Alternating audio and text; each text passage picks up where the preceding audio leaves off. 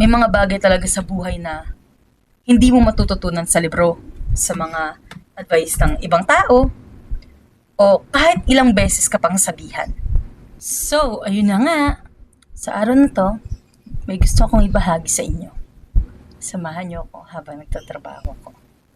Gusto ko lang i-share sa inyo ang 3 bagay na natutunan ko sa buhay. Yun yung mga bagay na natutunan ko sa masakit na paraan. This is Sam, and I decided to create a video or a content na somehow makakapulutan ng aral. And ginagawa ko yun habang nagtatrabaho ako. So for today's video, gusto ko lang i-share sa inyo mga bagay talaga sa buhay na hindi mo matututunan sa libro, sa mga advice ng ibang tao, o kahit ilang beses ka pang sabihan. Kailangan mo muna talaga minsang maranasan bago mo ma-realize at bago maging aral at tumatak sa isipan natin. Unang bagay na natutunan ko sa buhay ay hindi lahat ng masaya sa harap mo masaya rin para sa'yo kapag nakatalikod ka na or pag wala ka na. Dati akala ko kapag masaya ang isang tao para sa'yo habang kaharap mo siya, ganon din siya pag wala na. Pero mali pala ako. May mga taong ikukwento mong may bagong achievement ka, mga pinagkakatiwalaan mo. May answered prayer ka, o kaya naman may mga blessings na dumating sa'yo at natanggap mo. Tapos, ngingitaan ka lang at sasabihin, deserve mo yan. Pero, ang katotohanan, pag nakatalikod na sila, doon mo malalaman na hindi pala lahat ng ngiti at lahat ng deserve mo yan o congratulations ay sincere. Masakit ang katotohanan pero yan ang reality ng buhay. May mga taong minsan pinagkakatiwalaan mo na sila at tinuturing mo silang kaibigan pero ang tingin sa'yo mayabang. May mga taong inisip hindi mo deserve ang natatanggap mo at minsan nagiging topic ka na ng usapan na hindi mo alam. Masakit? Sobrang sakit. Pero doon ko rin naman natutunan na hindi lahat ng blessings kailangan ko ikwento. Hindi dahil nagtatago ako o hindi ako proud, kundi dahil natutunan kong protektahan yung peace ko. Ngayon, mas pinili kong maging tahimik at hayaan na lang ang mga tao, yung mga taong masaya talaga para sa akin na mag-celebrate ng kasama ko. And I'm very, very grateful to those people. Pangalawa, by the way, kung bago ka pa lang dito sa aking Facebook page at sa aking YouTube channel, pakihit naman yung subscribe button dyan at notification bell para ma-update ka sa mga ganitong videos. Balik tayo. Pangalawa, may mga kaibigan ka o tinuturing ka lang na kaibigan kapag may kailangan sila. Hindi lang naman pera ang pwedeng pakinabang ng tao sa iba, di ba? Hindi lang fame, hindi lang resources na meron ka, minsan kabaitan mo. At oras mo, presence mo, or yung pagiging available mo. At may mga bagay na habang may nabibigay ka, lagi kang hinahanap. At natutunan ko yan sa masakit na paraan. Kapag may kailangan sila sa'yo at may nabibigay ka, regardless kung presence mo, oras mo, o kaya naman availability mo, o kaya naman kabaitan mo, lagi ka importante. Para sa kanila, mahalaga ka. Kasi may kailangan sila. Pero kapag ikaw naman yung nangangailangan o wala ka nang mabigay, bigla ka na lang na parang hindi na nila kilala. At masakit. Sobrang sakit. Parang pag ikaw ang nangangailangan o wala ka nang mabigay, bigla ka na lang, sino ka? parang hindi ka naging parte ng buhay nila. Ilang beses ko itong naranasan, sobra. Napakadaming beses na. Pinalampas ko, inisip ko na baka busy lang sila, pero at the end of the day, makikita mo talaga na hindi naman pala. Hindi na nga lang nila binibigyan ng panahon ng kagaya mo kasi hindi ka na nila kailangan. Masakit, pero yun ang reality ng buhay eh. And I had to learn it the hard way. At doon ko na-realize na hindi lahat ng lumalapit sa'yo ay para samahan ka. May iba lumalapit kapag may mapapala sila. Yung tipong kasabihan nga na hindi lahat ng nakikilala mo ay magiging kaibigan mo habang panahon. Meron dyan for season lang. Meron for a reason. Kaya ngayon, mas pinahahalagahan ko na yung mga taong nananatili kahit wala silang nakukuhang kapalit. Dahil sila yung tunay na kaibigan.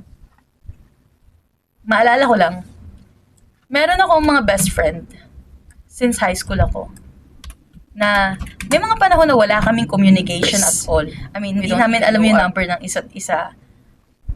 Through chats lang kami nag-uusap. Minsan, or seldomly, nag-uusap-usap kami through chat, video call. Pero hindi siya sa lahat ng pagkakataon. Pero alam niyo, pag nagkikita-kita kami, parang hindi kami nagkaroon ng gap or parang hindi kami nagkaroon ng time na hindi kami nagkita-kita. Kumbaga, natural ang pagkikita namin.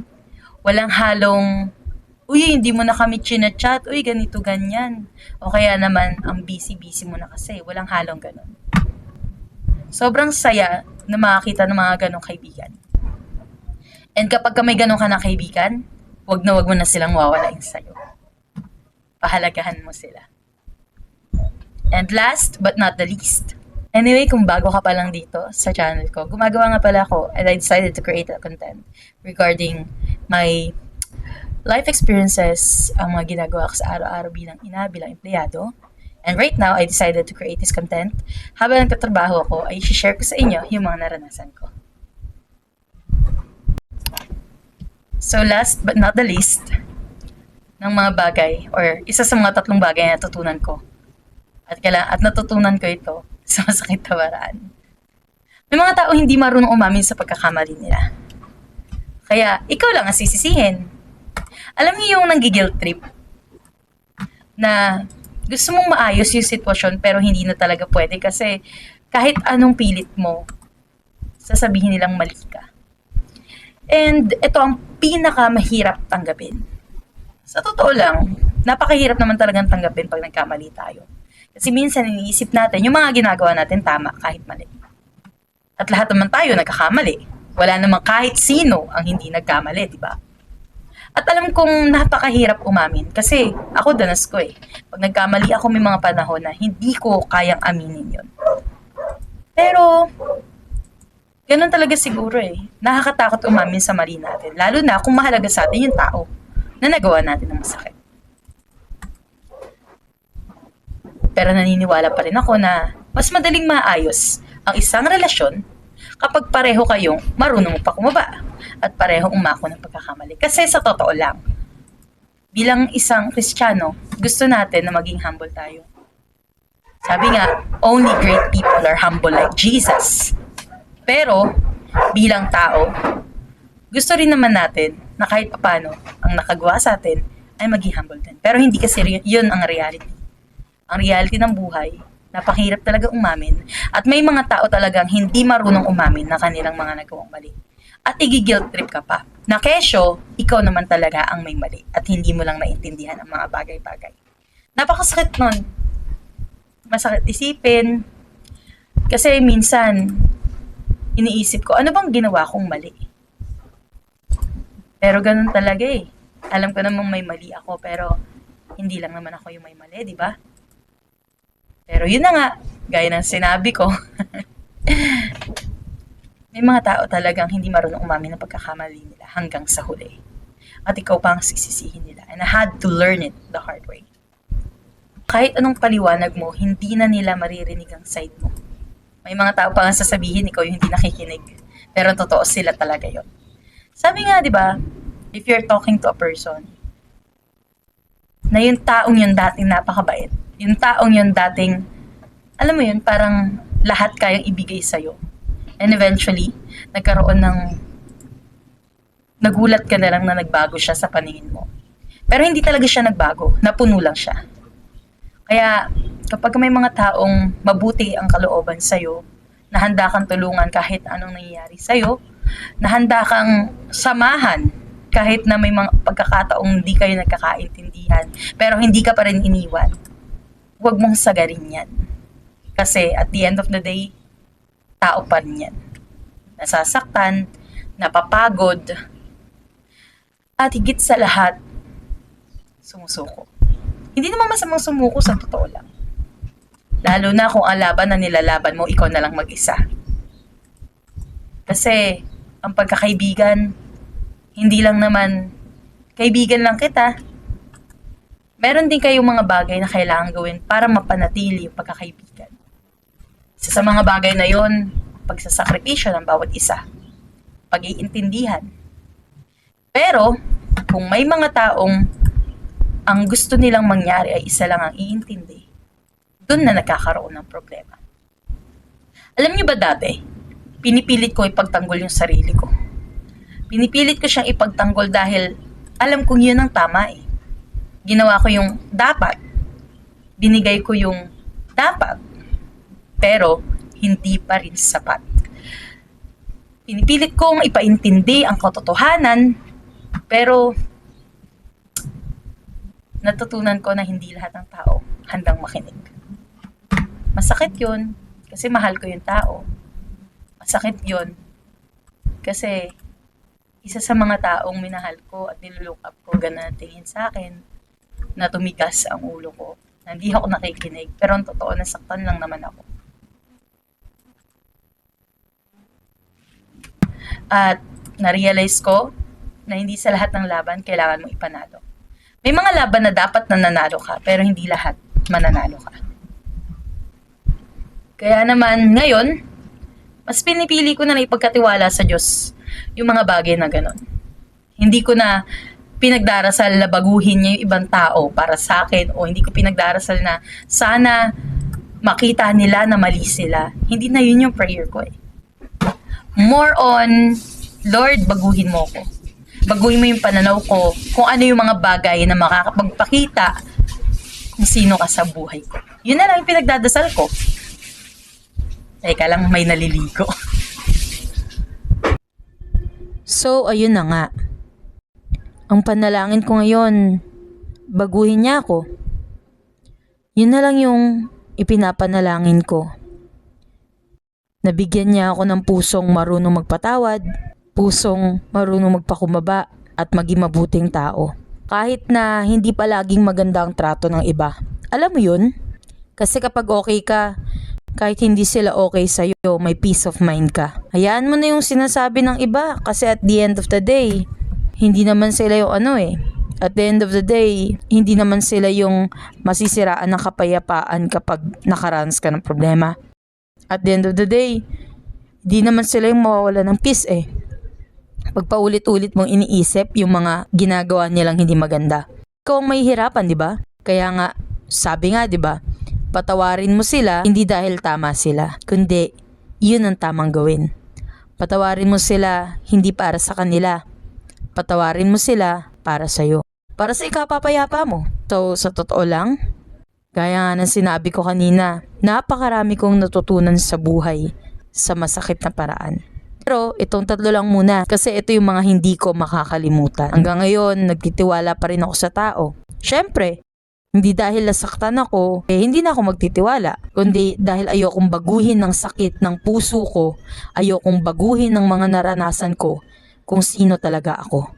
Pero syempre, dahil nga natuto na ako, mas naging maingat ako. At hindi na ako kung kani-kanino na lang nagtitiwala. Hindi porket masaya pag nakaharap ay masaya na talaga. Mga tao sa paligid ko just because andyan sila ngayon. Kasi natutunan ko na hindi mo kailangan ng napakaraming tao sa buhay eh. Minsan nga, okay lang yung isa o dalawa lang na kaibigan mo. Basta totoo. Okay na sa akin yun. Aanhin naman yung marami. Marami kang kaibigan. Karamihan naman sa kanila hindi totoo, di ba? Aanhin mo yung mga kaibigan na laging nandyan. Pero ang totoo, gusto ka lang palang siraan, di ba? Pag nakatalikod ka, ikaw lang ang magiging tampulan ng chismisan. Pulutan. Pulutan sa chismisan, di ba? Kaya mas maganda yung onti lang yung kaibigan mo, pero yung mga onti lang yung kaibigan mo, pero yung mga kaibigan na yun talaga ang magse-celebrate ng masaya at totoo para sa'yo. Kaya ngayon, di na mahalaga kung gaano karami ng kaibigan ko na magiging masaya pag nakaharap ako. Ang mahalaga, konti man pero totoo sila. At yun at 3 sa mga bagay na natutunan ko sa masakit na paraan. Kung gusto mo pa ng mga gantong video, please don't forget to hit the like and subscribe button down below para naman maging stay connected tayo. At also, don't forget to hit the notification bell as well. At ilagay mo na all. Huwag lang personalized ha. Kaya naman, that's it for today. Again, this is Sam. Bye for now.